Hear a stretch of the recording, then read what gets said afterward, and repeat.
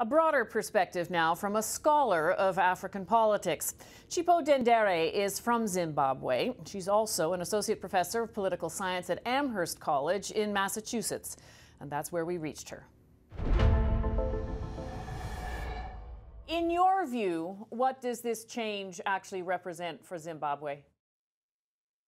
So I think we can think about the change in two ways, right? So the fact that Robert Mugabe is gone means that there's an opportunity to see a different kind of politician in office. And people can compare Emmerson Mnangagwa to Robert Mugabe, even though they're both from ZANU-PF. So I think people are very cognizant that this is still the same party. Where we might not see change is in the fact that ZANU-PF will consolidate more power around themselves. Right now, it doesn't look like the opposition is going to be able to find its voice. For example, on Twitter, I put out a very controversial tweet, right, where I said, for the longest time, the opposition has been campaigning on Robert Mugabe must go. Now that he's gone, can they reframe their message? Because a lot of what Emmerson Mnangagwa is going to do are talking points for the opposition, right? So dealing with corruption. Right now, there's a case against former finance minister Emma Chombo on corruption. But that case was brought up by the opposition in 2005, 2006, 2008, 2010. In fact, if you read the documents that the ZANU-PF faction has brought to court, those are all documents that have been, taken from what the opposition was using in the past. But then the question is, can the opposition speak loudly enough for people to say, look, this is what the opposition has been asking for a long time? If the economy improves even just a little bit, like just a tiny little bit, right, to where people can access their salaries, then ZANU-PF is going to have an easier time. The challenge with all of this is that the issues of human rights and civil liberties and other freedoms are going to come to the back burner because the focus is going to be on the economy, the economy, the economy. And the government will likely justify some actions saying, well, we're doing this because we want to rebuild the economy. We're doing this because we want to secure legacy. So right now it's called Operation Restore Legacy. Tell me a little bit about Mnangagwa himself, because he's been described as Mugabe's enforcer. I mean, he was a part of Mugabe's team, in effect. Is he really someone who can, even if the focus is as narrow and as important as the economy, is he someone who can actually do that? I think where we should start is to consider that Emmerson Mnangagwa was just 38 years old when Zimbabwe gained independence. So I think him and other people in ZANU-PF have been waiting their entire adult lives for an opportunity to lead. We know that in 1983 in particular, if you go back to the news reports, his name came up a lot in the Gukrawundi. So a lot of people refer to that when they talk about how he is stern and he's been, part and parcel of a lot of the violence that has happened with ZANU-PF. So in my interviews as a scholar with people who support Emmerson Mnangagwa, one of the things they're using to push back is that, well, he was just doing his job. So the question then is, what kind of moral capacity does he have if he was willing to do those things as his job? So that's on one end. On the other hand, are people that say that we can trust him because he cares about the economy, he's very good with businesses.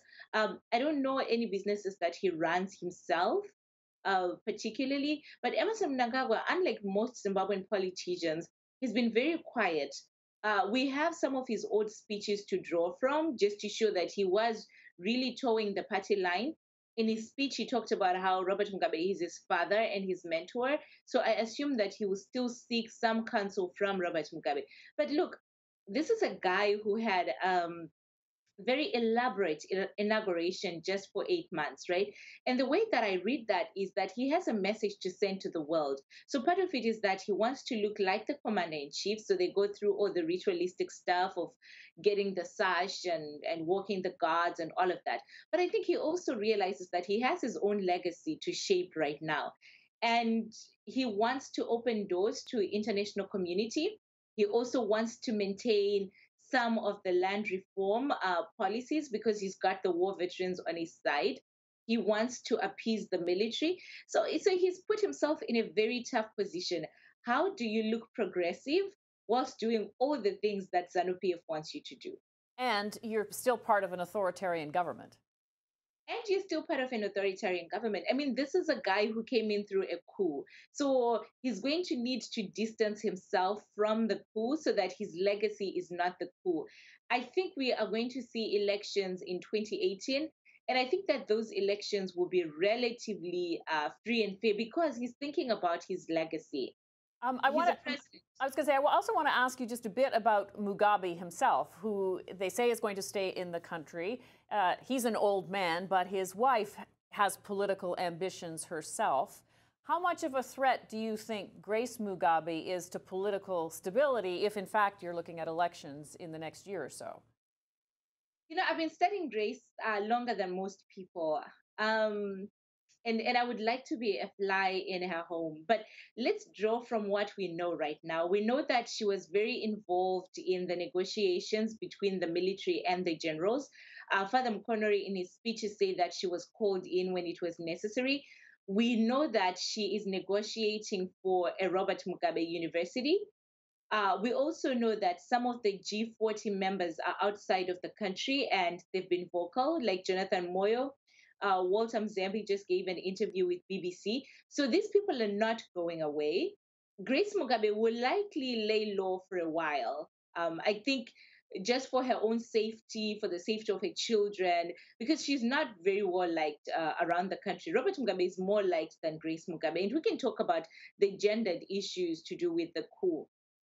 So I think Grace Mugabe, she will lay low, but I wouldn't count her out. I don't think she will stay low for a long time, in that she won't come back to politics. Because one of the things that those of us who've been studying this for a while can confirm is that ZANU-PF loyalties are very fickle. One of my favorite things to do is to look at the way that people dance each time that someone has been kicked out of ZANU-PF. Just 2 months ago, people were dancing when Emmerson Mnangagwa was kicked out, like really dancing, right? Like the same song, dancing, dancing, dancing.